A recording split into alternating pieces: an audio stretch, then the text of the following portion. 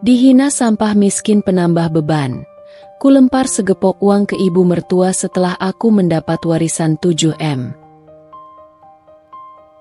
Hari itu, udara di rumah terasa berat. Aku masih bisa mendengar suara langkah kaki Mas Riko yang tegas, penuh kebencian, menghampiriku di ruang tamu. Aku mencoba merangkai kata-kata, berharap bisa mengubah pikirannya, tetapi semuanya terasa sia-sia. Bu Surni, mertuaku yang seharusnya menjadi pelindungku, berdiri di belakangnya dengan senyum puas di wajahnya. Seolah-olah keputusan yang diambil ini adalah kemenangan baginya. Sejak pertama kali aku memasuki keluarga ini, Bu Surni selalu menunjukkan bahwa ia memandangku sebelah mata. Aku adalah anak dari keluarga sederhana, tak lebih dari sekadar penghalang bagi cita-cita anaknya, Mas Riko. Itu sudah jelas sejak awal. Mas Riko memandangku dengan tatapan kosong. Matanya tidak lagi memancarkan kasih sayang yang dulu pernah ada. "Dinda," katanya dengan suara datar, "aku tidak bisa terus bersamamu. Ibu benar. Kau hanya beban bagiku." Setiap kata yang keluar dari mulutnya seperti pisau yang menusuk dalam-dalam. Semua kenangan indah tentang kami berdua, tentang pernikahan yang penuh harapan itu, seakan lenyap begitu saja. Hati ini hancur lebur. Namun aku hanya bisa diam. Apa lagi yang bisa kulakukan? Aku tidak ingin merendahkan diriku lebih jauh lagi dengan menangis di hadapannya. Dan kemudian, Bu Surni melangkah maju, memberikan kata-kata yang lebih menusuk lagi. "Kau memang sampah miskin yang hanya bisa menambah beban hidup anakku. Pergilah, jangan pernah kembali." Ucapannya seperti mantra yang menghancurkan semua rasa hormat yang aku miliki. Aku mencoba menahan air mata, namun tak bisa. Air mata itu jatuh begitu saja, mengalir tanpa bisa kubendung. Bukan karena aku merasa lemah, tetapi karena aku merasa terhina. Semua pengorbanan yang kulakukan selama ini, semua usaha untuk mencintai mereka, kini menjadi tak berarti sama sekali. Riko yang dulu kubanggakan sebagai suami, kini berubah menjadi orang yang begitu mudah melepaskanku. Namun, pengusiran itu tidak berhenti di situ. Mas Riko dengan enteng memerintah seorang pelayan untuk mengambil koper-koperku dan melemparkannya keluar. Rumah yang pernah kuanggap rumah kami, kini berubah menjadi tempat yang menyesakkan. Aku dibuang begitu saja, seperti barang yang tidak ada nilainya lagi. Meskipun begitu, di dalam hati aku tahu bahwa inilah saat yang tepat untuk aku pergi. Tidak ada lagi tempat untuk orang sepertiku di sana. Riko dan ibunya, dengan semua kekayaan dan kebanggaan mereka, telah menunjukkan betapa kecilnya aku bagi mereka. Dan aku, Dinda, akan menunjukkan pada mereka bahwa hidupku tak akan hancur hanya karena mereka. Aku akan bangkit, dan mereka akan menyesali perbuatan mereka. Saat aku melangkah keluar dari rumah itu, aku merasa seluruh dunia seakan menutup pintu di hadapanku. Namun, ada satu hal yang ku ketahui pasti, aku tidak akan pernah kembali. Aku tak akan pernah menjadi bagian dari kehidupan mereka lagi. Ketika pintu besar rumah itu tertutup di belakangku, aku merasa seperti ada bagian dari diriku yang hilang.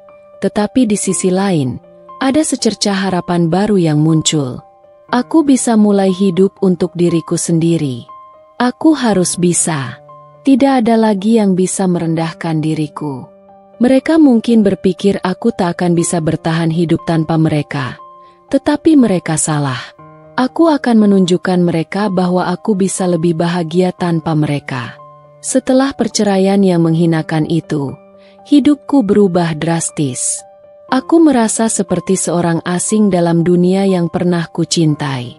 Rasanya, setiap sudut kota ini mengingatkanku pada kebahagiaan yang dulu pernah kumiliki bersama Riko, sebelum semuanya hancur berantakan. Tak ada lagi senyum manis dari suamiku, tak ada lagi suara anak-anak bermain di halaman, dan tak ada lagi sentuhan hangat yang menguatkanku setiap malam. Aku benar-benar sendiri.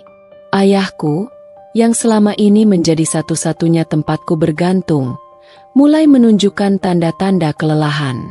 Usianya yang sudah menua dan kesehatannya yang memburuk membuatnya tak lagi bisa mengurus dirinya sendiri. Hatiku hancur setiap kali melihatnya terbaring lemah di tempat tidur, menahan rasa sakit yang tidak bisa kujelaskan. Namun, aku tahu betapa keras ayah berusaha untuk tetap kuat. Dia selalu bilang padaku, "Jaga dirimu, Dinda. Jangan pernah biarkan siapapun meremehkanmu." Kata-kata itu selalu menguatkanku. Tapi kini, seiring dengan penyakit yang kian parah, aku mulai merasa cemas. Aku sadar bahwa aku tak mampu memberikan apa-apa untuknya. Dalam keadaan penuh kekhawatiran, aku mengingat kembali apa yang pernah terjadi dengan keluarga Riko. Ketika aku mencari bantuan, aku tak segan-segan mendatangi Mas Riko. Aku memohon kepadanya untuk memberikan sedikit uang agar ayahku bisa dirawat dengan baik. Setidaknya, aku berharap Riko, yang dulu kucintai, bisa menunjukkan sedikit belas kasihannya. Tetapi, apa yang kudapatkan malah rasa penghinaan yang lebih dalam lagi. Bu Surni, dengan kekakuan dan kesombongannya, menatapku dengan penuh kebencian, seolah aku adalah orang yang tak layak untuk mendapatkan sedikit pun pertolongan. Daripada memberikan uang kepada orang yang akan mati, lebih baik untuk cucuku nanti, katanya dengan nada sinis. Kalimat itu menusuk jantungku dengan begitu tajam, seperti pisau yang merobek hati. Aku hanya bisa terdiam, tak tahu lagi harus berbuat apa. Mereka, Mas Riko dan Bu Surni, tak hanya mengabaikan keadaan ayahku, tetapi mereka juga tidak menunjukkan sedikit pun rasa empati. Seolah-olah hidup ini hanya tentang kekayaan dan kekuasaan, tanpa mempedulikan siapapun yang menderita di sekitarnya. Betapa besar aku merasa dihina. Di mata mereka, aku tak lebih dari sampah yang tidak layak untuk dihargai. Aku tidak tahu berapa lama aku berdiri di sana, hanya menahan rasa sakit dan marah yang semakin menyiksa. Namun, pada akhirnya, ayahku yang paling menderita. Setiap hari, aku melihatnya semakin lemah, semakin kehilangan semangat hidup. Aku tidak bisa melakukan apa-apa selain menangis diam-diam di samping tempat tidurnya. Aku ingin membawa ayahku ke rumah sakit, memberinya pengobatan yang layak, tetapi tak ada cukup uang untuk itu. Hatiku remuk melihat bagaimana ayah yang dulu selalu kuat dan penuh semangat, kini hanya bisa berbaring lemah, menahan sakit tanpa bisa mendapatkan bantuan yang dia butuhkan. Dan itu semua karena aku tak mampu berbuat banyak. Semua jerih payah ayahku sepanjang hidupnya, untuk membesarkan aku, untuk memberiku pendidikan, sekarang terasa sia-sia. Aku merasa seperti telah gagal sebagai anak. Di tengah semua kesedihan itu, Bu Surni terus mengolok-olokku. Dia bahkan menyarankan agar aku mencari cara lain untuk mendapatkan uang, seolah-olah aku bisa mengubah nasibku hanya dalam semalam. Aku merasa seperti terjebak dalam dunia yang penuh kebohongan dan kepalsuan. Bagaimana mungkin orang yang telah menyakiti hatiku, yang telah menghancurkan rumah tanggaku, bisa begitu tenang melihat penderitaanku? Pada akhirnya, ayahku pun menyerah. Penyakitnya semakin parah, dan meskipun aku telah mencoba sekuat tenaga untuk mencari bantuan, tak ada lagi yang bisa kulakukan. Ayahku meninggal dunia dengan wajah yang tampak tenang, tetapi mataku tahu dia meninggal dengan penuh kesedihan. Seolah ada beban besar yang dibawa hingga detik terakhirnya. Aku merasa kehilangan. Kehilangan bukan hanya seorang ayah, tetapi juga kehilangan harapan. Semua impian yang dulu aku miliki tentang keluarga yang sempurna kini hancur. Kematian ayahku bukan hanya kehilangan terbesar dalam hidupku, tetapi juga sebuah pengingat betapa kejamnya dunia ini. Dunia yang tak memberikan ruang bagi mereka yang lemah dan tak punya kekuatan untuk melawan. Dunia yang dengan mudah membuang orang-orang seperti ayahku dan aku begitu saja. Aku meratapi kematiannya sendirian, Tak ada satupun yang datang memberikan dukungan. Mas Riko dan Bu Surni tak pernah menunjukkan sedikitpun rasa empati. Mereka bahkan tampak tidak peduli dengan kepergian ayahku. Ini adalah titik terendah dalam hidupku, tempat di mana aku merasa seolah aku tidak memiliki siapa-siapa lagi. Setahun berlalu sejak ayahku meninggal dunia, dan hidupku tetap berjalan tanpa arah yang jelas. Meski aku mencoba untuk bangkit, rasa kehilangan yang mendalam masih menghantuiku setiap malam. Aku merasa terperangkap dalam kenangan yang tidak bisa kulupakan, di mana semuanya terasa suram dan kosong. Namun, pada suatu hari, sebuah kejutan datang yang tak pernah kuperkirakan. Pengacara ayahku menghubungiku, memberitahukan berita yang mengguncangkan dunia hidupku. Ternyata, selama ini ayahku menyimpan sebuah rahasia besar. Di balik kehidupannya yang sederhana dan penuh kesulitan, ayahku ternyata memiliki tabungan yang cukup besar, serta beberapa properti bernilai tinggi yang dia sembunyikan dengan sangat hati-hati. Terkadang, aku merasa bahwa ayahku memang selalu tahu bagaimana cara melindungi keluarga, bahkan dari ancaman yang tidak terlihat. Pengacara tersebut memberitahu bahwa total semua harta warisan itu mencapai 7 miliar rupiah, jumlah yang sangat besar, bahkan lebih dari cukup untuk mengubah hidupku dalam sekejap. Aku tercengang, merasa tak percaya dengan apa yang baru saja kudengar. Ayahku, yang selalu tampil sederhana, ternyata meninggalkan warisan yang sangat besar untukku. Selama ini, aku tak pernah tahu tentang hal ini. Aku duduk terdiam, mencoba mencerna semua informasi yang baru saja disampaikan. 7 miliar rupiah.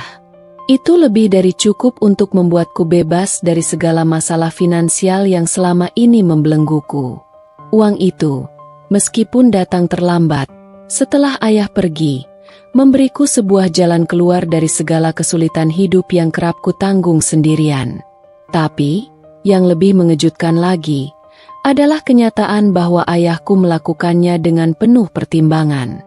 Dia sengaja menyembunyikan hartanya, tidak ingin ada orang, terutama keluarga Riko, yang mengetahui atau memanfaatkannya. Ayah selalu tahu bagaimana orang-orang sekitarnya berpikir. Mungkin dia menyadari bahwa jika keluarga Riko tahu tentang harta ini, mereka akan mencobanya untuk merebutnya, seperti mereka selalu melakukan segala hal, mengambil keuntungan dari orang lain tanpa rasa bersalah. Pengacara itu juga menjelaskan bahwa ada beberapa properti dan tanah yang terdaftar atas nama ayahku, dan aku adalah satu-satunya ahli waris sah. Tidak ada keraguan, tidak ada pesaing. Semua itu kini menjadi milikku. Bahkan, ayahku telah menyiapkan segala sesuatu dengan sangat rapi, sehingga aku tidak perlu berurusan dengan birokrasi yang rumit atau masalah hukum lainnya. Semuanya sudah diatur dengan baik. Satu-satunya yang harus kulakukan sekarang adalah mengambil alih harta tersebut dan mengelolanya dengan bijak. Tapi di saat yang sama, perasaan kesedihan dan kehilangan ayahku tetap menghantui. Betapa besar perjuangan ayah untuk mengumpulkan semua itu demi masa depanku. Namun dia tak pernah sempat memberitahuku tentang segalanya. Mungkin dia takut aku akan terbawa oleh kekayaan dan melupakan nilai-nilai hidup yang dia ajarkan padaku sejak kecil. Aku merasa kebingungan antara rasa syukur dan kesedihan yang mendalam. Warisan ini tidak hanya mengubah situasiku secara finansial, tetapi juga membawaku pada sebuah realita yang penuh dengan ketegangan dan kebingungan. Apakah aku harus merasa senang? Apakah aku pantas untuk menerima semua ini setelah semua penderitaan yang aku alami? Atau justru, apakah ini adalah ujian baru dalam hidupku, di mana aku harus belajar untuk menghadapinya dengan bijaksana?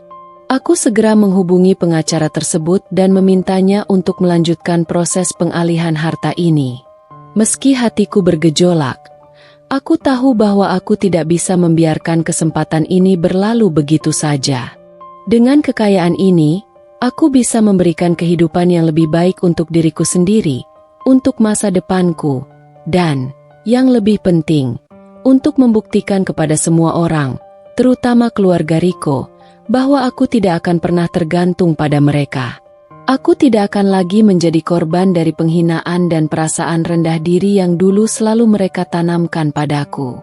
Mereka yang telah meremehkan dan mengusirku tanpa belas kasihan, kini harus menyaksikan bagaimana aku bangkit dari keterpurukan, menjadi wanita yang lebih kuat dan lebih mandiri daripada sebelumnya.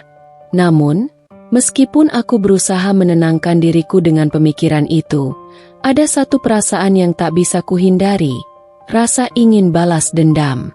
Selama ini, Bu Surni dan Riko telah memperlakukanku seperti sampah, seperti orang yang tidak berharga. Mereka menghina ayahku, mereka menertawakan kesulitan yang kami alami, dan mereka melemparkanku begitu saja keluar dari hidup mereka. Sekarang, aku memiliki kekuatan untuk membuktikan kepada mereka bahwa aku bisa lebih dari yang mereka kira. Mereka yang dulu beranggapan bahwa aku tak punya apa-apa, yang dulu berpikir bahwa aku akan menderita selamanya, kini akan menyaksikan bagaimana aku mengubah hidupku dengan cara yang mereka tak pernah bayangkan. Mungkin inilah saatnya untuk membiarkan mereka merasakan apa yang selama ini mereka lakukan padaku. Mungkin inilah saatnya untuk memberi mereka pelajaran tentang betapa kerasnya karma. Karena uang yang baru kuterima ini bukan hanya sebuah warisan. Ini adalah simbol kekuatan yang akan mengubah hidupku, dan aku tidak akan pernah membiarkannya sia-sia. Beberapa bulan setelah aku menerima warisan besar dari ayahku, hidupku mulai berputar dengan cara yang sangat berbeda.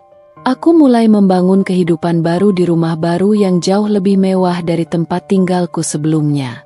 Villa ini menjadi simbol dari kebebasan yang kutemukan setelah begitu lama terbelenggu oleh hubungan yang penuh ketegangan. Setiap sudut rumah ini mengingatkan aku pada keputusan-keputusan yang kuambil untuk melepaskan diri dari masa lalu yang menyakitkan. Namun, meskipun aku merasa damai dan mulai menikmati hidupku yang baru, aku tidak bisa menutup mata dari kenyataan bahwa ada orang-orang yang sebelumnya pernah menjadi bagian dari hidupku, dan mereka tak pernah benar-benar pergi begitu saja. Salah satu orang itu adalah Mas Riko. Meski aku sudah berusaha melupakan segala tentang dirinya, masa lalu kami yang pernah penuh dengan harapan dan cinta itu terus menghantui pikiranku. Setelah kami berpisah, Riko ternyata tidak sebahagia yang kubayangkan. Aku mendengar kabar-kabar dari teman-temanku bahwa pernikahannya dengan Siska, wanita yang dipilih oleh Bu Surni, tidak berjalan seperti yang mereka harapkan. Siska, yang sejak awal menunjukkan sifat sombong dan tinggi hati, ternyata tidak seindah yang Riko bayangkan. Banyak yang mengatakan bahwa Siska sering mempermalukan Riko di depan orang banyak, bahkan memperlakukan Bu Surni dengan sangat kasar. Siska yang dulunya tampak sempurna di mata keluarga Riko, kini menjadi sosok yang semakin menjauhkan dirinya dari mereka. Kabar tentang masalah rumah tangga mereka semakin menyebar, dan aku mulai merasa aneh, seolah-olah karma sedang berputar dengan cara yang tidak terduga. Aku tidak tahu apa yang terjadi dalam benak Riko, tetapi aku mendengar bahwa dia mulai menyesali segala yang telah dilakukannya terhadapku. Tentu saja, ini tidak berarti aku merasa senang. Sebaliknya, ada perasaan campur aduk dalam diriku. Di satu sisi, aku merasa bahwa Riko layak mendapatkan penyesalan itu, karena dia sendiri yang memilih untuk melepaskanku, mengusirku dengan cara yang sangat hina. Namun di sisi lain, ada juga rasa kasihan yang muncul. Aku tahu betul bahwa hidup yang terlalu banyak dibangun berdasarkan keinginan orang lain, tanpa mempertimbangkan perasaan atau nilai-nilai pribadi, seringkali berujung pada kekosongan. Mungkin Riko baru sadar bahwa ia membuat kesalahan besar. Semakin aku mendengar cerita tentang betapa buruknya hubungan mereka, semakin aku merasa bahwa keputusan untuk berpisah dengannya adalah keputusan yang paling benar. Aku tidak ingin terjebak dalam hubungan yang penuh kepura-puraan. Dengan kekayaan yang baru kuterima, aku bisa membangun hidupku sendiri, jauh dari pengaruh siapapun. Aku ingin menjadi diriku sendiri, tanpa harus selalu menuruti ekspektasi orang lain. Aku ingin hidup bebas, tanpa harus merasa tertekan oleh mereka yang tidak pernah menghargai siapa diriku. Tetapi meskipun aku telah memutuskan untuk tidak lagi peduli dengan Riko, tak lama setelah itu, aku menerima sebuah pesan darinya. Awalnya, aku tidak ingin membacanya, karena aku sudah merasa bahwa aku tidak perlu lagi terikat dengan masa lalu. Namun, entah mengapa, aku merasa penasaran. Pesan itu singkat, hanya berisi kata-kata permintaan maaf dan harapan agar kami bisa berbicara. Aku merasa bingung, bahkan sedikit marah. Namun di sisi lain, ada rasa ingin tahu yang membangkitkan rasa keinginan untuk mengetahui lebih lanjut. Riko yang dulu kuanggap sebagai bagian dari hidupku, yang dulu selalu ada di setiap langkahku, kini datang kembali dengan nada menyesal. Aku merasa seolah-olah aku menjadi pusat dari segala penyesalan dalam hidupnya. Aku tidak tahu apa yang sebenarnya ingin disampaikan oleh Riko, tetapi aku tahu bahwa dia tidak bahagia dengan hidupnya sekarang. Siska, yang selalu dia anggap sebagai pilihan terbaik, ternyata jauh lebih kejam daripada yang dia bayangkan. Siska tidak segan-segan mempermalukannya di depan orang lain dan selalu mengontrol segala hal, bahkan dalam masalah yang seharusnya bisa mereka hadapi bersama. Aku bisa merasakan bahwa Riko merasa terjebak. Wanita yang dia pilih untuk menjadi pendamping hidupnya ternyata tidak seperti yang dia harapkan. Ketika dia menghubungiku, aku tahu betul bahwa ini bukan hanya tentang cinta. Ini lebih kepada penyesalan, keinginan untuk kembali, dan rasa takut akan kehilangan segalanya yang selama ini dia anggap sebagai jaminan hidupnya. Namun, meskipun aku bisa merasakan penyesalan dalam kata-kata Riko, aku juga tahu bahwa hal itu tidak cukup untuk menghapus semua rasa sakit yang telah dia sebabkan padaku. Aku sudah terlalu banyak menangis, terlalu banyak menderita, dan terlalu banyak dihina untuk bisa menerima begitu saja permintaan maafnya. Aku tidak ingin menjadi wanita yang lemah, yang mudah terbujuk oleh kata-kata manis yang sebenarnya kosong. Aku telah belajar banyak dari pengalamanku dengan Riko dan Bu Surni, bahwa kata-kata hanya ada untuk sementara, tetapi tindakan yang nyata akan selalu berbicara lebih keras. Keputusanku sudah bulat. Aku tidak akan kembali. Aku tidak akan mengulangi kesalahan yang sama lagi. Meski aku bisa merasakan ada keinginan dalam diri Riko untuk memperbaiki semuanya, aku tahu bahwa itu tidak cukup untuk mengubah masa lalu. Bagiku, yang lebih penting adalah bagaimana aku bisa melangkah ke depan, meninggalkan semuanya di belakang. Riko kini hanya menjadi bagian dari kisah yang telah selesai, dan aku bertekad untuk menulis bab selanjutnya dalam hidupku, tanpa dia. Sore itu, suasana di rumah baruku terasa begitu tenang. Villa yang kubeli dengan warisan dari ayahku kini menjadi tempat perlindunganku dari dunia luar yang penuh dengan kepalsuan dan kebohongan. Setiap sudut rumah ini memberi rasa nyaman, seolah menyambutku kembali setelah perjalanan panjang penuh luka. Aku tidak pernah membayangkan bisa hidup seperti ini, dengan segala kemewahan dan kenyamanan yang sebelumnya hanya menjadi mimpi.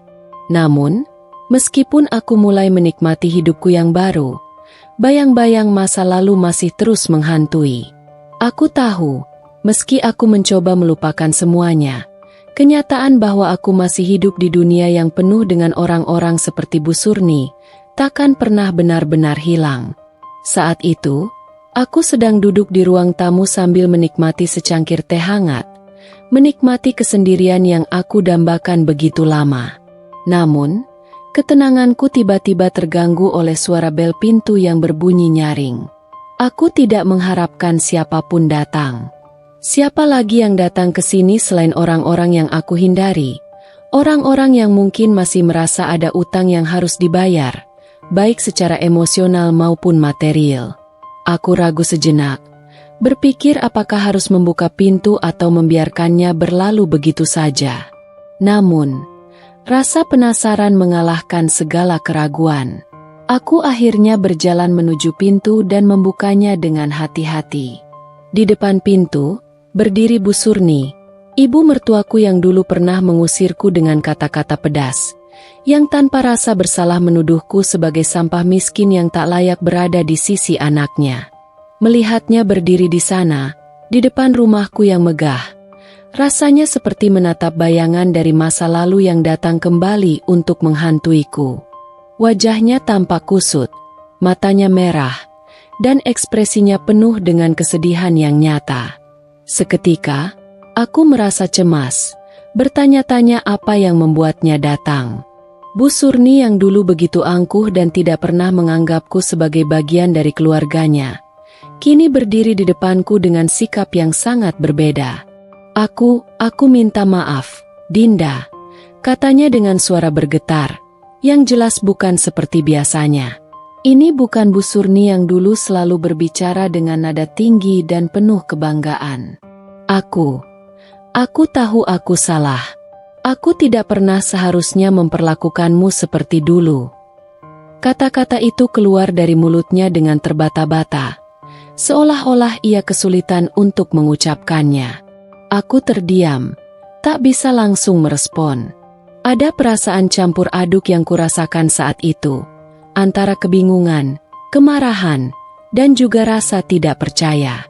Bu Surni, yang dulu menghina hidupku, yang dulu memaksaku keluar dari rumahnya dan merobek-robek segala rasa hormat yang pernah kumiliki, kini datang dengan permohonan maaf yang begitu mendalam. Aku menatapnya, mencoba mencerna kata-kata yang baru saja keluar dari bibirnya. Dulu, aku selalu ingin mendengar kata maaf darinya, selalu berharap bahwa suatu saat dia akan menyadari betapa besar luka yang dia timbulkan dalam hidupku. Tapi sekarang, saat kata-kata itu benar-benar keluar dari mulutnya, aku merasa sedikit ragu. Apa yang seharusnya kulakukan? Apakah aku harus memaafkannya begitu saja? Setelah semua yang dia lakukan padaku, apakah permintaan maaf ini tulus? Atau hanya sekadar upaya untuk mendapatkan sesuatu yang dia butuhkan? Aku tahu, meskipun aku bisa melihat kesedihan di matanya, aku tidak bisa langsung melupakan semua yang telah terjadi.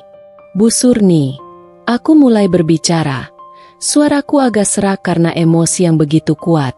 Aku tidak tahu apa yang membuat ibu datang ke sini sekarang. Kenapa setelah semuanya yang telah ibu lakukan, ibu baru datang dan meminta maaf? Suaraku semakin tegas, meskipun aku merasa ada sesuatu yang mengganjal di dalam hatiku. Ibu sudah menghancurkan hidupku. Ibu yang memaksaku keluar dari rumah. Ibu yang menghinaku dan menganggap aku tak ada harganya. Semua itu masih sangat jelas di ingatanku. Aku berhenti sejenak, mencoba menenangkan diri. Ada perasaan marah yang begitu besar dalam diriku. Namun aku tahu aku tidak boleh terbawa emosi. Ini adalah saat di mana aku harus berhati-hati dengan setiap kata yang kuucapkan. Bu Surni terdiam. Wajahnya terlihat semakin lelah dan penuh penyesalan. Aku bisa melihat ada kerendahan hati dalam dirinya yang sebelumnya tidak pernah ia tunjukkan. Aku tahu aku telah banyak salah, jawabnya. Suara itu sangat lemah. Aku salah. Semua yang aku lakukan pada kamu. Aku pikir itu adalah yang terbaik untuk anakku. Aku selalu merasa takut kamu akan merusak hidupnya. Tapi aku sekarang sadar, aku salah. Aku juga minta maaf kalau waktu aku tidak meminjami uang untuk ayahmu berobat. Wajahnya semakin dipenuhi dengan air mata, dan aku tahu, meskipun dia telah melakukan banyak kesalahan, ada sesuatu yang berubah dalam dirinya. Ada penyesalan yang dalam, yang mungkin tidak pernah dia rasakan sebelumnya. Aku berdiri beberapa langkah di depan Bu Surni yang masih tergeletak di lantai. Tubuhnya gemetar karena tangis yang tak henti-hentinya. Di hadapannya, ada segepok uang yang baru saja aku lemparkan dengan sengaja.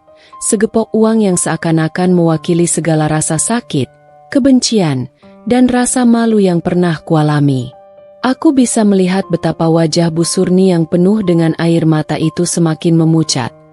Seolah tak tahu bagaimana harus bereaksi.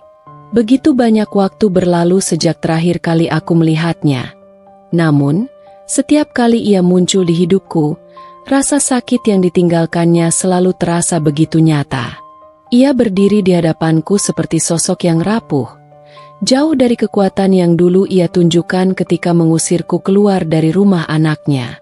Tentu saja, aku tidak merasa kasihan padanya. Tidak, sama sekali. Ada sesuatu dalam diriku yang tak bisa menerima penyesalan secepat itu. Bahkan ketika ia datang dengan sejuta permohonan maaf. Tidak mungkin begitu saja aku bisa melupakan semua penderitaan yang telah ia timbulkan. Tentu, penyesalan itu mungkin tulus. Aku bisa melihatnya di matanya, yang kini tampak lebih tua dan lelah daripada dulu. Namun itu tidak cukup untuk menghapus semuanya. Tidak cukup untuk menggantikan kata-kata pedas yang pernah ia lontarkan pada ayahku, pada diriku, dan pada keluarga kecil yang pernah kubangun dengan Riko. Dengan langkah yang tegas, aku berjalan mendekat, menatap Bu Surni yang masih terisak-isak. Aku tidak merasa sedikit pun ragu saat mengambil uang yang ada di tanganku dan melemparkannya tepat ke arahnya. Aku bisa melihat syok yang terlukis di wajahnya. Aku melemparkan uang-uang itu dengan sengaja, seperti ingin mengingatkannya pada waktu yang dulu, ketika uang menjadi segalanya bagi keluarga Riko. Waktu itu, aku dianggap tak ada nilainya, seolah-olah uang lebih berharga daripada hidup ayahku, lebih berharga daripada cinta yang tulus yang kuberikan untuk anaknya. Uang yang kini ada di tanganku adalah hasil jerih payah ayahku yang selama ini disembunyikan, sebuah warisan yang jatuh kepadaku setelah kematiannya, dan aku tahu betul bahwa ini adalah kekuatan yang bisa mengubah segalanya. Ini uang yang ibu anggap lebih berharga daripada nyawa ayahku. Kataku dengan suara yang hampir tak terdengar karena kemarahan yang mulai membuncah. Setiap kata itu terasa tajam, mengiris hati, seolah aku sedang menanamkan sebuah pedang ke dalam luka yang belum sembuh. Aku berdiri tegak, menatapnya tanpa merasa takut sedikit pun. Ambil uang ini, Ibu, jika memang itu yang paling Ibu hargai. Lanjutku dengan nada yang tidak bisa disembunyikan lagi. Suaraku berubah dingin, penuh dengan kebencian yang selama ini terkubur dalam-dalam. Bu Surni tampak terkejut, seolah tidak percaya dengan apa yang baru saja terjadi. Ia menatap uang yang berserakan di lantai, kemudian menatapku dengan penuh kebingungan. Wajahnya yang penuh dengan air mata dan ketakutan itu menunjukkan bahwa ia tidak tahu harus berbuat apa. Ia seperti kehilangan arah. Tidak tahu apakah harus menuruti kata-kataku atau tetap mempertahankan harga dirinya yang sudah begitu hancur. Aku tahu, saat itu dia merasa terperangkap dalam perasaan malu yang tak bisa ia hindari. Tidak ada yang lebih menyakitkan bagi seorang ibu selain harus menerima kenyataan bahwa dia telah kehilangan semuanya. Keluarganya, kehormatan, dan juga pengaruh yang pernah dia miliki. Aku bisa merasakan ada kepedihan dalam hatinya. Tapi itu bukanlah sesuatu yang bisa aku hindari. Bu Surni harus belajar, seperti aku yang sudah belajar begitu banyak dalam hidupku, bahwa hidup ini tidak selalu memberi kesempatan kedua. Begitu banyak orang yang menyakitimu tanpa peduli, tanpa memikirkan akibatnya. Dulu, aku tidak pernah diberi kesempatan untuk membela diri. Ayahku sakit, dan dia memilih untuk berpihak pada keluarga yang tidak pernah melihatku sebagai bagian dari mereka. Aku tahu, meskipun ia ingin bertobat sekarang, tidak ada cara untuk mengembalikan semua yang telah hilang. Waktu tidak akan pernah kembali. Aku mengamati Bu Surni yang kini hanya bisa menundukkan kepala. Aku bisa melihat bahwa dia ingin mengatakan sesuatu, ingin menjelaskan semuanya. Tetapi aku tidak memberi kesempatan itu. Bagaimana mungkin aku memberi ruang untuk penjelasan setelah semua yang telah terjadi? Bagaimana aku bisa mendengarkan kata-katanya setelah ia mengusirku begitu kejam dulu? Aku telah kehilangan kepercayaan. Dan kepercayaan itu tidak akan pernah bisa dipulihkan hanya dengan kata-kata. Uang ini bukan untuk ibu, lanjutku dengan tegas. Ini bukan cara untuk menyelesaikan semua masalah. Ini hanya cara untuk menunjukkan apa yang ibu lakukan dulu, Dan apa yang sekarang ibu rasakan? Aku merasa sedikit lega setelah mengatakannya, meskipun hatiku masih dipenuhi dengan kemarahan. Uang ini, yang selama ini dianggap sebagai simbol kekuasaan dan kemakmuran, bukan lagi alat untuk memanipulasi. Bagiku, uang itu adalah alat untuk membuktikan bahwa hidupku tidak akan pernah kembali ke masa lalu. Aku tidak akan pernah membiarkan Bu Surni atau siapapun menghina atau merendahkanku lagi. Ada keheningan yang sangat panjang setelah kata-kataku itu. Bu Surni tetap terdiam, tidak mampu mengatakan apa-apa. Aku tahu dia berharap bisa memperbaiki semuanya. Tapi aku juga tahu bahwa tidak ada cara yang bisa menghapus luka-luka yang dia tinggalkan. Waktu tidak bisa diputar kembali, dan untukku, waktu adalah segalanya. Apa yang telah terjadi, biarlah tetap terjadi.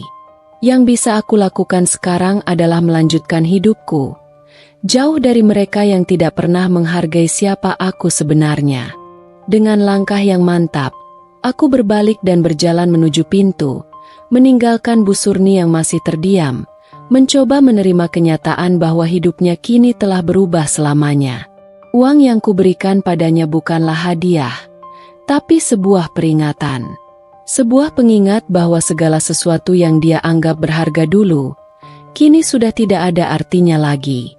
Kehidupan Bu Surni setelah peristiwa yang memalukan itu, setelah segala kekuasaan dan kedudukannya runtuh, ternyata tidak lebih baik dari yang aku bayangkan.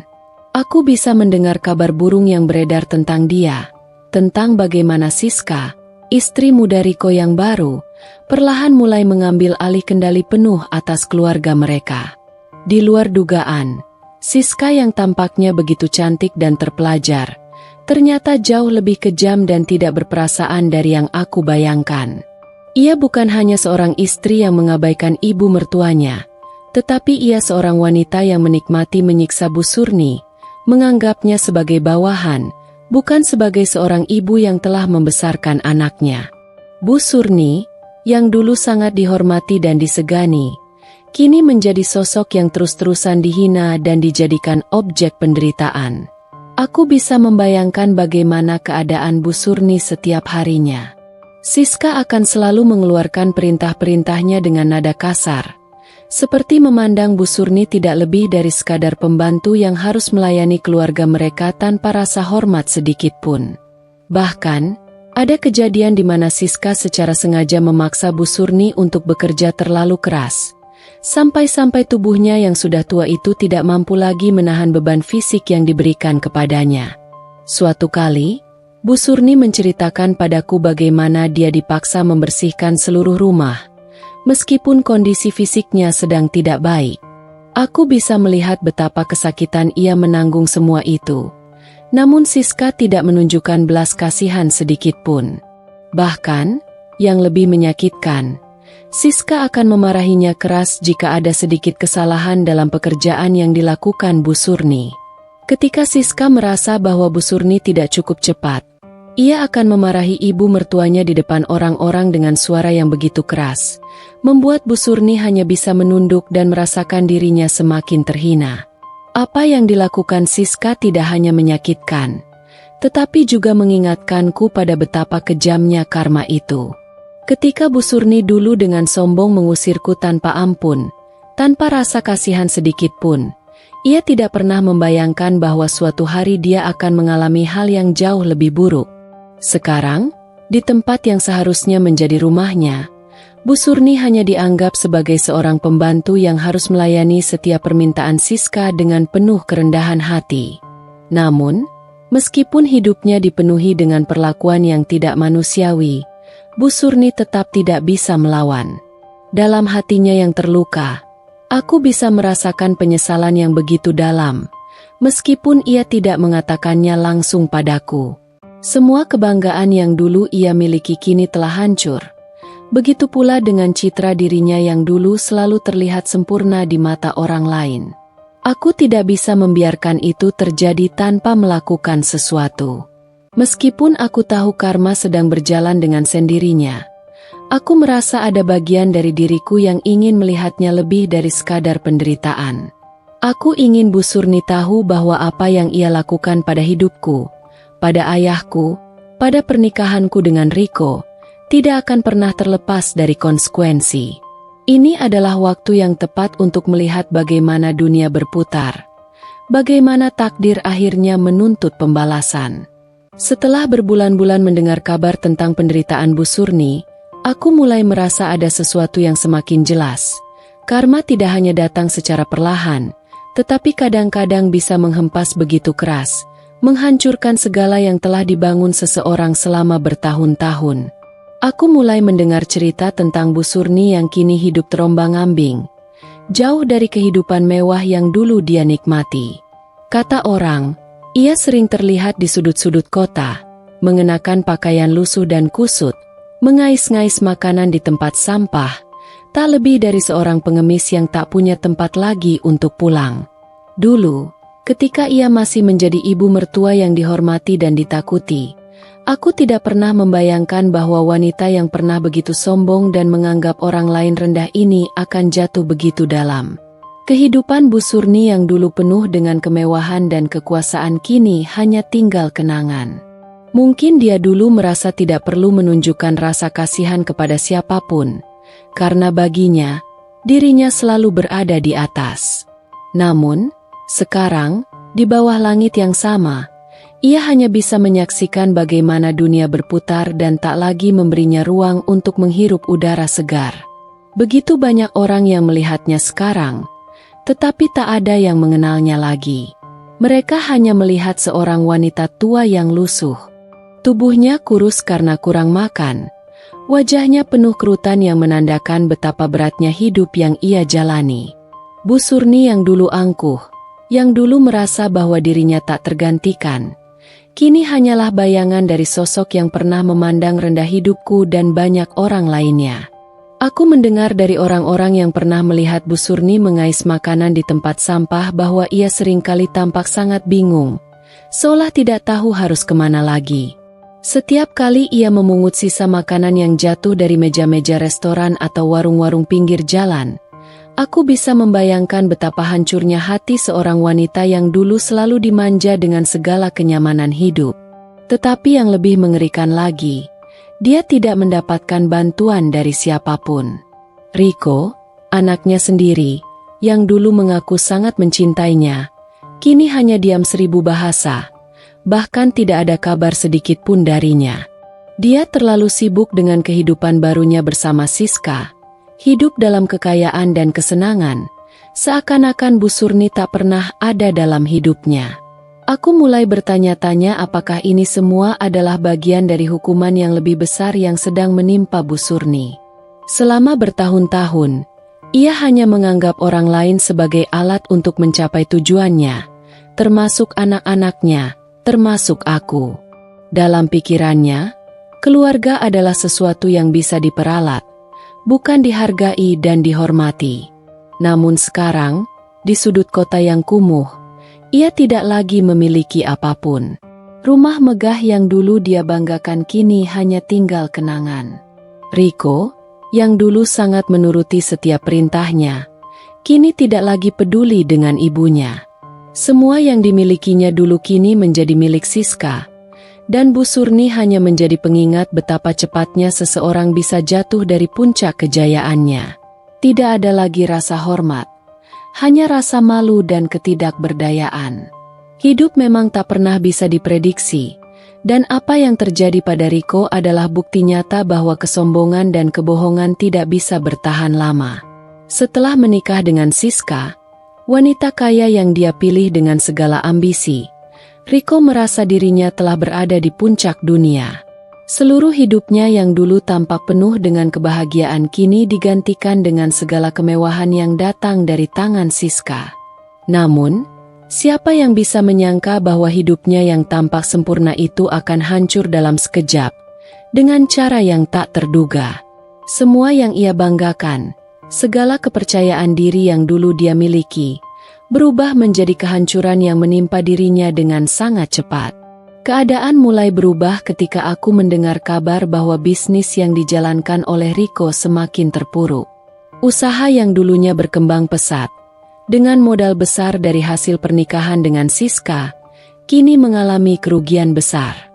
Siska, yang selama ini tampil dengan sikap sombong dan selalu berusaha menunjukkan bahwa dia adalah bagian dari keluarga elit, ternyata memiliki kebiasaan buruk yang tidak terduga. Dia suka berbohong dan memanipulasi orang lain, termasuk suaminya, Riko. Aku mulai mendengar desas-desus bahwa Siska ternyata telah menipu Riko dalam beberapa kesepakatan bisnis besar. Dia menggunakan kekayaan yang didapat dari keluarga besarnya untuk menutupi kebohongan-kebohongan itu. Namun lambat laun, kebohongan itu terungkap dan meruntuhkan fondasi kepercayaan yang dibangun Riko atas nama cinta dan ambisi. Kepercayaan yang diberikan kepada Siska menjadi senjata makan tuan. Dan Riko mulai merasakan akibatnya. Pada awalnya, Riko tidak menyadari bahwa istrinya telah menyusup ke dalam kehidupannya dengan niat yang tidak baik. Siska selalu mengatakan bahwa semua keputusan bisnis yang diambilnya adalah demi kebaikan mereka berdua, tetapi semakin lama, semakin jelas bahwa dia menggunakan Riko sebagai alat untuk mencapai tujuannya. Bisnis yang dijalankan oleh mereka berdua mulai mengalami kegagalan, dan Riko yang terjebak dalam kebanggaan dan cinta buta, tidak melihat kenyataan bahwa istrinya sudah jauh lebih cerdas dalam hal memanipulasi keadaan. Keputusan-keputusan buruk mulai terambil, dan dalam waktu singkat, mereka kehilangan hampir semua yang mereka miliki. Siska yang dulu sangat berorientasi pada materi, kini tidak bisa lagi menyembunyikan sifat aslinya. Dia yang dulu memberikan kesan sebagai wanita yang penuh perhatian dan setia, ternyata menyimpan sikap egois yang merusak segalanya. Riko mulai menyadari bahwa dia telah dipermainkan. Semua kekayaan yang ia miliki dan yang diberikan oleh Siska, ternyata hanya ilusi. Di luar penampilannya yang tampak sempurna, kehidupan mereka penuh dengan kebohongan dan manipulasi. Riko yang dahulu selalu berpikir bahwa dia akan hidup dalam kenyamanan dengan istrinya, kini merasa sangat tersisih. Bisnis yang mereka jalani kolaps, dan Riko tidak hanya kehilangan uangnya, tetapi juga reputasinya yang dulu begitu dia banggakan. Bahkan, meskipun Siska terlihat menikmati semua kenyamanan yang ditawarkan oleh keluarganya, dia tak segan untuk meninggalkan Riko begitu saja ketika keadaan mulai sulit. Dengan kekayaan yang menipis dan usaha yang bangkrut, Siska memutuskan untuk pergi, meninggalkan Riko dengan segunung hutang dan kebingungannya. Kehancuran Riko datang begitu mendalam dan menyakitkan. Dia yang dulu melihat diriku dengan hinaan, yang meremehkan setiap usaha dan perjuanganku, kini merasakan sendiri betapa pahitnya menghadapi kenyataan. Riko yang dulu merasa dirinya begitu cerdas dan bisa mengatur dunia dengan mudah, kini merasa hancur. Apa yang dulu ia anggap sebagai lambang keberhasilan dan kebanggaan, kini hanya menjadi serpihan-serpihan kenangan yang merobek hatinya. Keputusannya untuk menikahi Siska, yang tampaknya menjadi jalan menuju kebahagiaan dan kekayaan, ternyata justru menjadi jalan menuju kehancuran. Aku tidak bisa menahan rasa iba saat mendengar bahwa dia hampir tidak bisa tidur nyenyak lagi, terjaga oleh kegelisahan akan masa depan yang tak pasti. Suatu hari, Riko menghubungiku.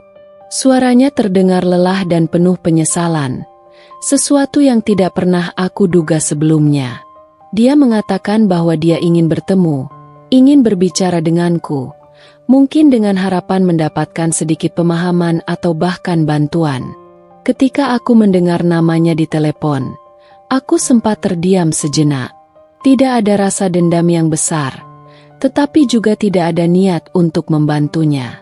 Riko sudah terlalu banyak menyakiti aku dan keluargaku. Namun, aku juga sadar bahwa perasaan benci yang selama ini aku pendam mungkin tidak akan pernah benar-benar menghilang, meskipun rasa kasihan juga muncul seiring dengan kejatuhannya. Aku akhirnya setuju untuk bertemu, meskipun aku tahu bahwa pertemuan ini tidak akan mudah bagi kami berdua.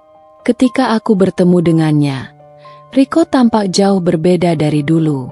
Wajahnya yang dulu penuh percaya diri dan terkadang tampak angkuh, kini terlihat lelah dan penuh dengan kerutan.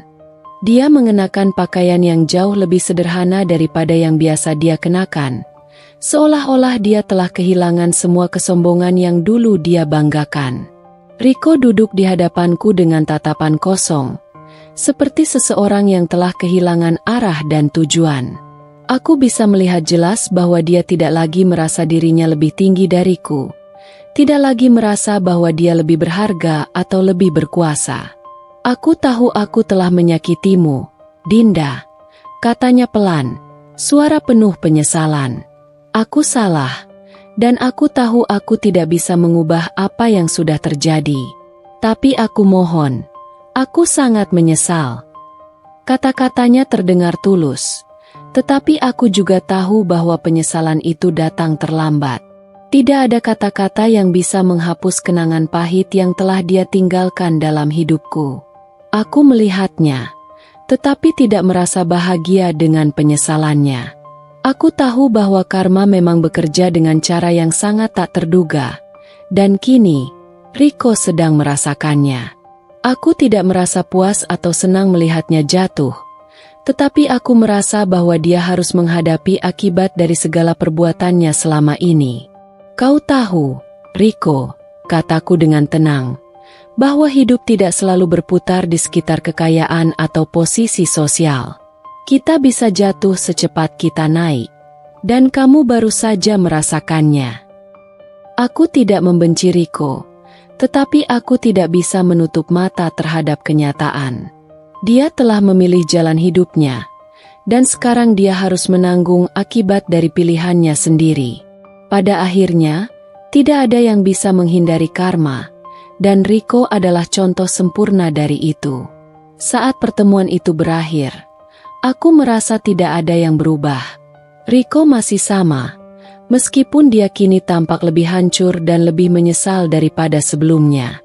Dia tidak lagi memiliki apa-apa, dan yang tersisa hanya penyesalan. Tapi itu tidak membuatku merasa lebih baik. Aku tidak akan kembali ke masa lalu. Aku telah melangkah maju, dan apa yang terjadi padanya hanyalah pelajaran hidup yang mahal. Hari-hari berlalu begitu cepat, dan setiap kali aku melintasi jalan-jalan yang pernah aku kenal, rasanya hidupku semakin jauh dari masa lalu. Namun, meskipun aku mencoba untuk terus melangkah maju, bayang-bayang masa lalu selalu hadir, kadang tak terduga dan menyentuh hati. Salah satunya adalah kabar tentang Bu Surni, ibu mertuaku yang dulu sangat berkuasa dan menganggap dirinya segalanya. Setelah karma yang begitu berat menimpanya, hidupnya kini jauh dari kata mudah. Aku mendengar bahwa Bu Surni sakit parah, tidak ada yang menjaganya, dan tidak ada tempat untuknya kembali. Dia hidup terlunta-lunta, jauh dari perhatian orang-orang yang dulu begitu dekat dengannya. Bahkan Riko, yang dulu begitu membanggakan ibunya, kini seolah-olah menghilang dari hidupnya. Tidak ada lagi rasa hormat yang dulu ia berikan padanya. Hidup memang penuh dengan kejutan, dan tidak pernah ada yang benar-benar tahu apa yang akan terjadi selanjutnya. Begitu juga dengan pertemuanku dengan Bu Surni di rumah sakit. Ketika aku mendengar bahwa kondisinya semakin memburuk, aku merasa ada semacam dorongan untuk melakukan sesuatu yang jauh lebih besar daripada sekadar memberi bantuan. Mungkin ini terdengar aneh, tetapi aku merasa bahwa setelah semua yang terjadi, ada hal-hal yang masih belum terselesaikan antara kami. Di satu sisi, aku merasa tidak ada alasan untuk membantu, karena dia adalah wanita yang telah merusak hidupku dan keluargaku. Tetapi di sisi lain, ada bagian dari diriku yang merasa bahwa mungkin ini adalah kesempatan untuk memberikan pelajaran terakhir padanya. Karma sudah memberinya begitu banyak penderitaan, dan aku tahu bahwa satu-satunya cara untuk membuatnya benar-benar memahami adalah dengan membuatnya mengakui semua kesalahannya. Aku tahu bahwa jika aku datang hanya untuk memberikan bantuan tanpa meminta apapun, itu mungkin tidak akan membuatnya merasa apa-apa.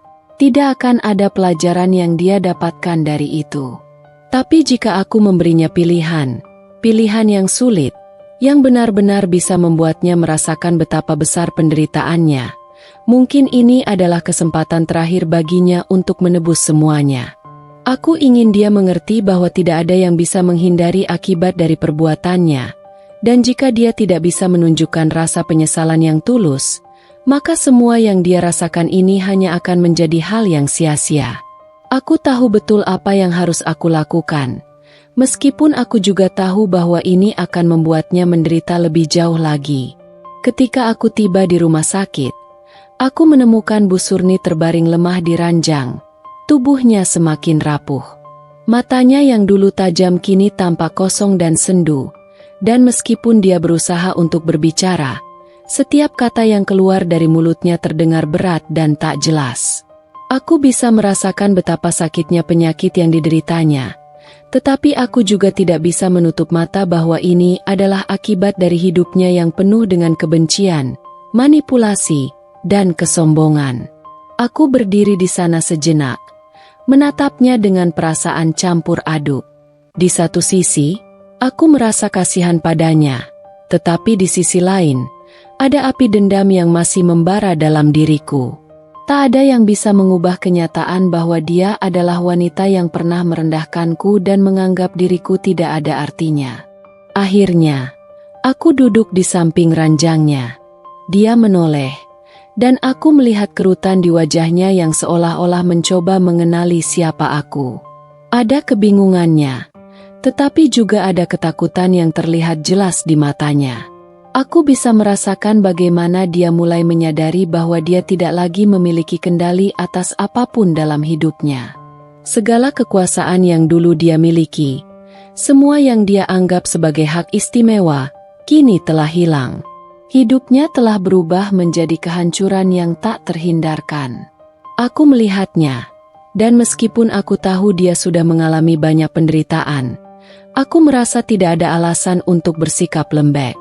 Dia perlu tahu betul bahwa penyesalan datang terlambat, dan dia harus membayar harga yang lebih besar untuk semua yang telah dia lakukan. Dinda, suara Bu Surni terdengar lemah dan serak, namun penuh dengan penyesalan. Aku minta maaf. Aku menatapnya dengan tatapan yang tajam. Apakah kata-kata itu datang dari hati yang tulus?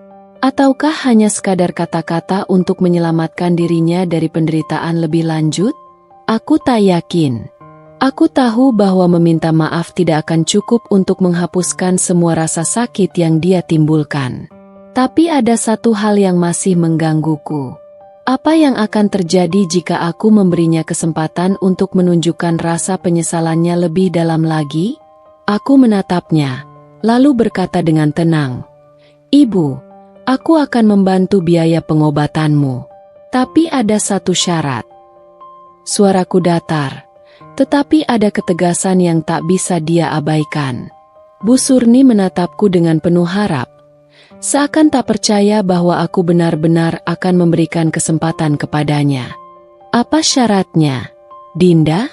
"Apapun yang kau inginkan, aku akan lakukan," katanya dengan penuh gairah.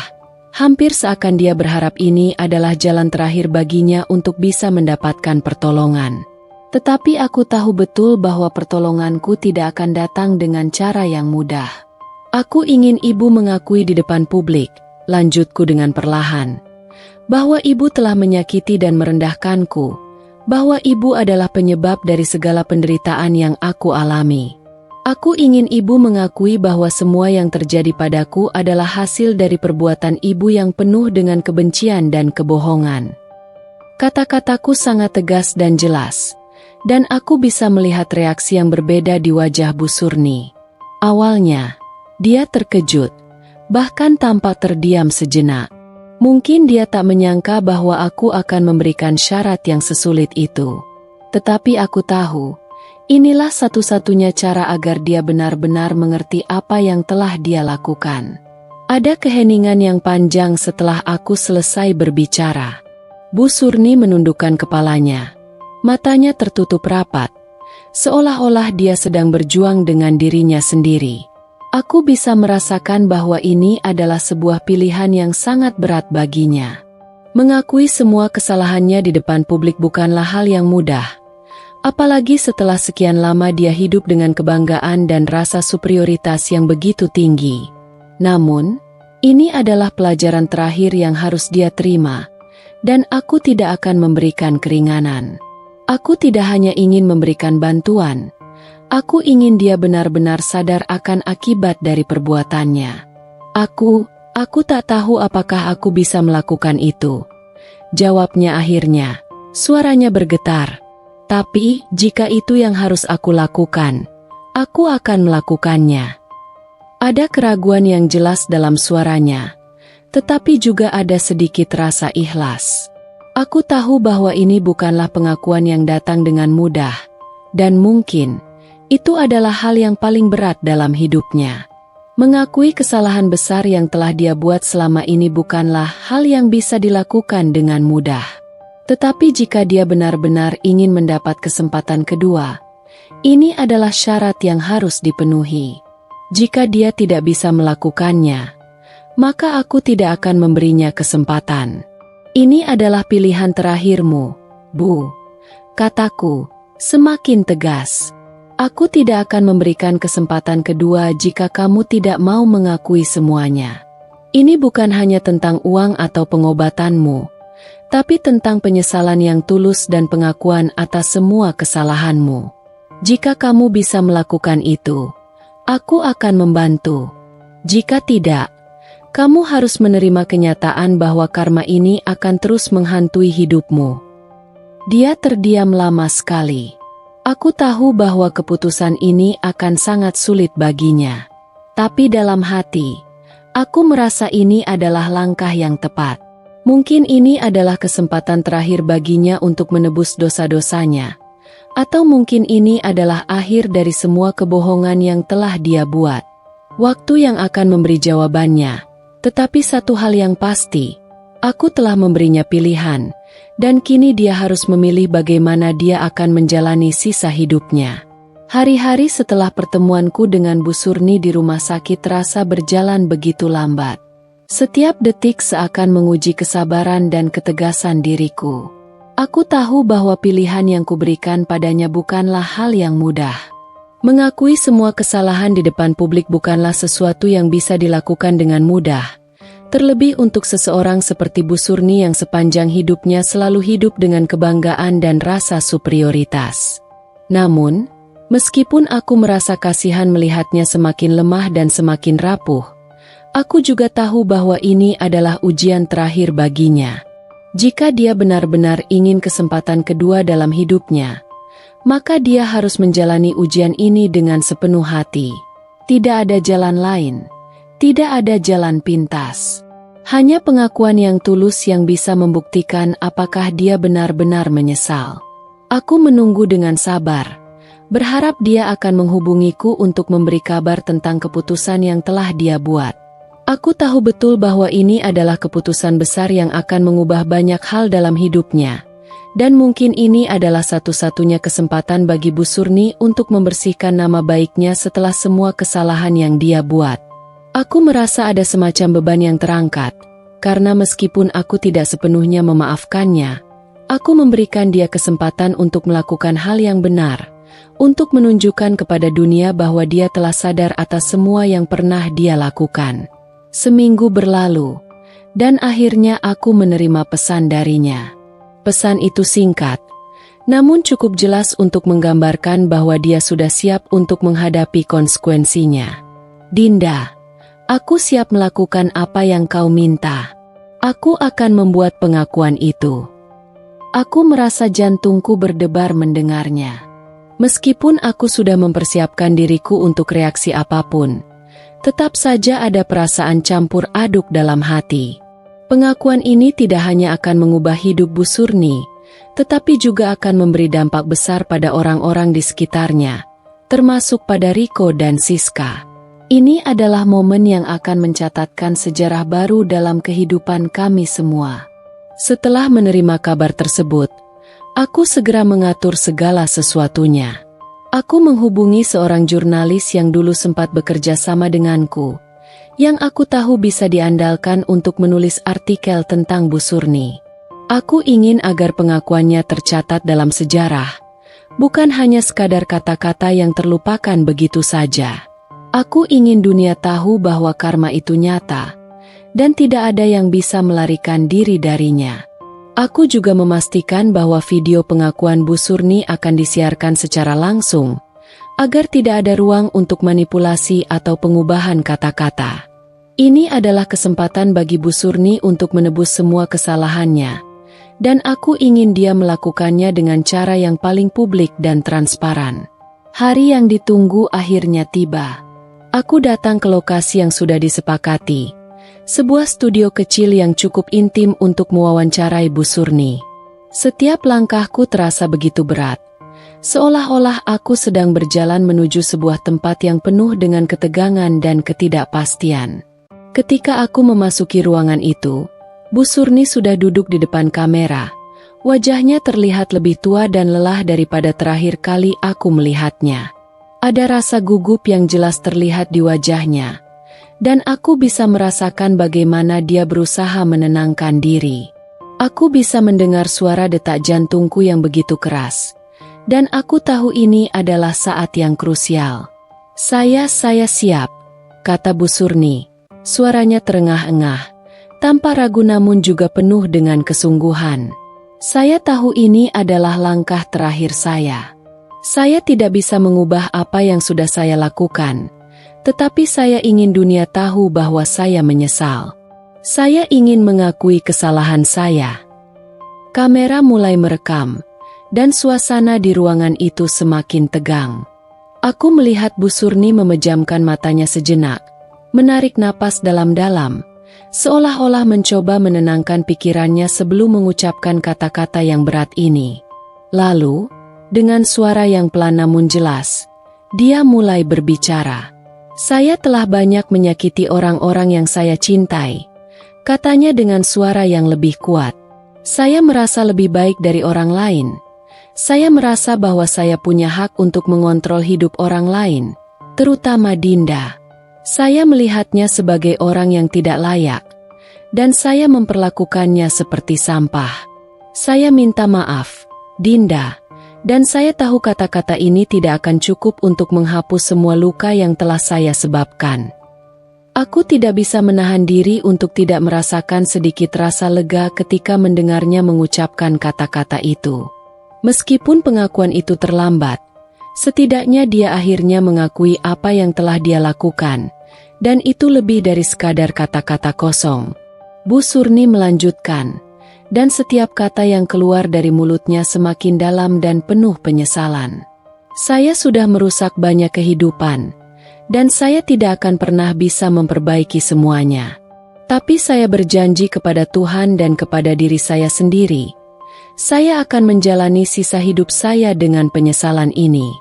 Saya tahu saya tidak pantas mendapatkan pengampunan, tetapi saya berharap orang-orang yang saya sakiti bisa melihat bahwa saya menyesal. Air mata mulai mengalir dari matanya, dan aku bisa melihat bahwa dia benar-benar merasa terpuruk dengan semua yang telah dia lakukan. Aku menatapnya dengan mata yang penuh dengan campuran perasaan. Ada kepuasan, tapi juga ada rasa empati yang tidak bisa aku hindari. Aku tahu bahwa meskipun dia tidak bisa mengubah masa lalunya, pengakuan ini adalah langkah pertama yang benar. Dan meskipun itu tidak akan mengembalikan semua yang hilang, itu setidaknya bisa menjadi penutup bagi babak kelam dalam hidupku.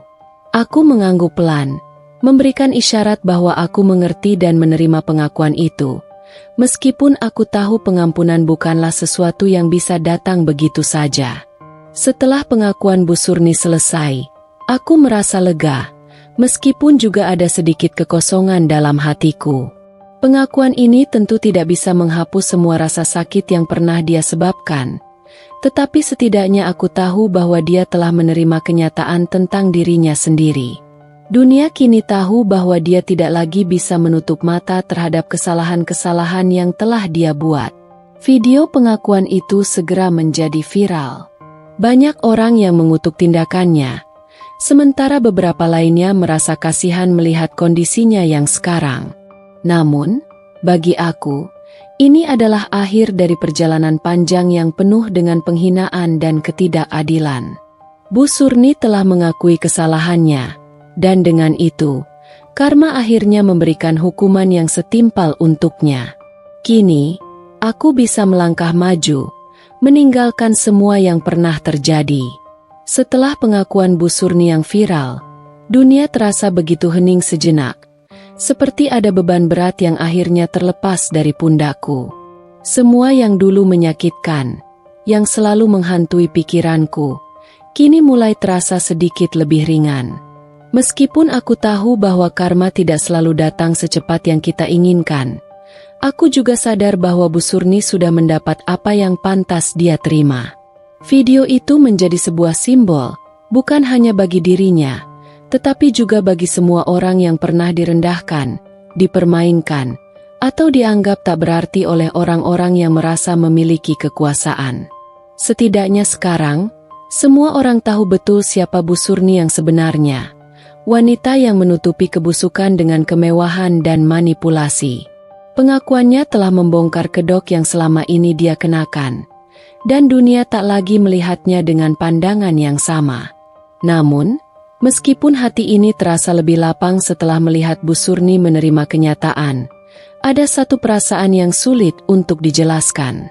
Aku merasa tidak ada kebahagiaan yang tulus dalam penderitaannya, meskipun aku tahu dia memang pantas mendapatkannya. Bahkan setelah semua yang dia lakukan, aku tidak pernah ingin melihat seseorang jatuh begitu dalam, bahkan untuknya. Bu Surni akhirnya hidup dalam keadaan yang jauh lebih hina daripada yang pernah aku bayangkan. Dan meskipun aku tahu karma bekerja dengan cara yang tidak bisa kita kendalikan, aku tak bisa menahan perasaan campur aduk ketika melihat hidupnya yang sekarang begitu berbeda dengan kehidupannya yang dulu penuh dengan kemewahan dan kuasa. Aku tidak pernah berharap dia menderita sampai sejauh ini, tapi aku tahu bahwa setiap perbuatannya telah menciptakan rantai yang mengikatnya dalam siklus penderitaan yang tidak bisa dia hindari. Ketika Bu Surni akhirnya masuk ke panti jompo setelah kesehatannya semakin memburuk, aku merasa bahwa semua ini adalah akhir dari kisah yang harus dia jalani. Riko, yang dulu begitu yakin dengan masa depannya yang cerah bersama Siska, kini juga berada di titik terendah. Bisnisnya bangkrut total, dan semua yang dia banggakan, rumah mewah, mobil, serta segala bentuk kemewahan yang dulu dia anggap sebagai tanda kesuksesan, sudah lenyap begitu saja. Tidak ada yang lebih ironis daripada melihat pria yang pernah menganggapku sebagai sampah, kini jatuh dalam kesulitan yang bahkan lebih parah dari apa yang pernah aku alami. Tak ada lagi kebanggaan yang terpancar dari wajahnya, hanya penyesalan yang mendalam dan ketidakmampuan untuk mengembalikan apa yang telah hilang. Dan Siska, yang dulu begitu sombong dan menghina, kini entah di mana, menghilang bersama harta yang ia curi.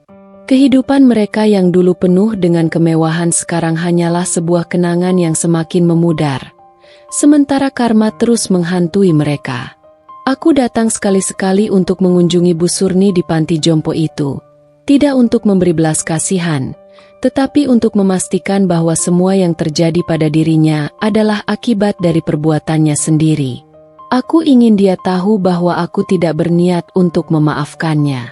Aku tidak datang untuk menyelamatkannya, hanya untuk menunjukkan bahwa, meskipun hidupku kini lebih baik, aku tidak akan pernah melupakan apa yang telah dia lakukan padaku.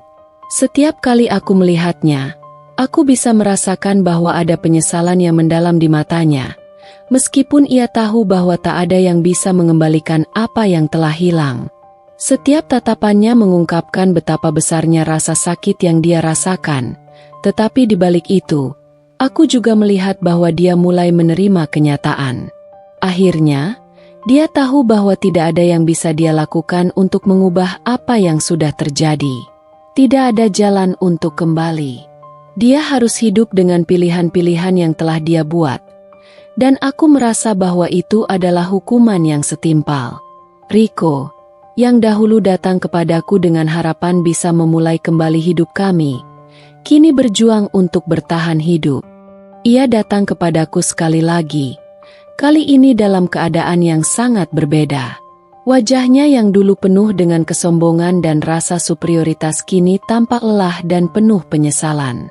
"Dinda," katanya, suaranya penuh dengan ketakutan dan keputusasaan. Apakah kamu sudah memaafkanku?"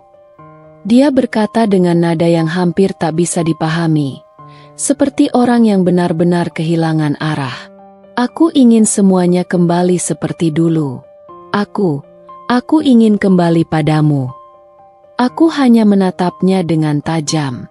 Tidak ada kebencian dalam tatapanku, tetapi ada ketegasan yang tidak bisa dia pungkiri. "Riko," kataku, suaraku pelan namun jelas. "Aku sudah tidak mencintaimu lagi. Apa yang kau lakukan dulu, bagaimana kau mengusirku dan merendahkanku, itu semua tidak bisa begitu saja terlupakan. Aku sudah melalui begitu banyak, dan aku tidak akan kembali kepada seseorang yang bahkan tidak mampu melihat siapa aku sebenarnya. Kau menghinaku karena aku dianggap tidak layak, dan sekarang kau ingin kembali? Tidak ada tempat untukmu lagi dalam hidupku." Ada keheningan yang panjang di antara kami. Aku bisa melihat betapa sakitnya untuk Riko menerima kenyataan bahwa apa yang dia dambakan tak akan pernah kembali. Dia benar-benar kehilangan semua, istri, uang, dan kini, harapan untuk bisa kembali bersamaku. Semua yang dia percayai dan banggakan kini telah hancur, seperti serpihan kaca yang tak bisa disatukan lagi. Tak ada lagi ruang untuk dia dalam hidupku. Semua yang pernah dia lakukan, semua yang pernah dia anggap sebagai kekuatan, sekarang hanya menjadi kenangan yang memalukan. Aku tidak bisa memberi tempat lagi bagi orang yang telah menghancurkan hidupku, dan aku tidak akan melupakan semua yang telah dia buat. Hidupku kini berjalan dengan lebih damai. Aku menemukan cinta baru dengan pria yang baik hati, yang menghargai dan mencintaiku dengan tulus. Kami membangun kehidupan bersama yang jauh berbeda dari apa yang pernah aku bayangkan sebelumnya.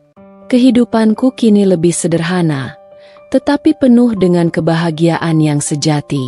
Tak ada lagi kebencian, tak ada lagi dendam, hanya kebahagiaan yang datang dari dalam diri, jauh dari semua kepahitan masa lalu.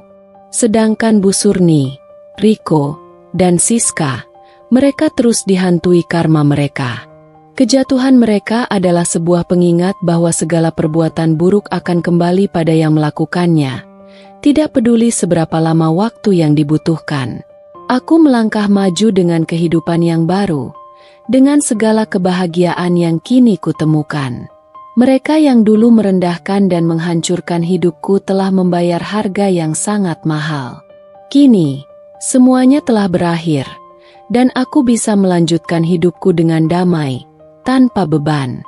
Karena pada akhirnya, aku tahu satu hal yang pasti, karma itu bekerja, dan setiap perbuatan pasti mendapatkan balasannya.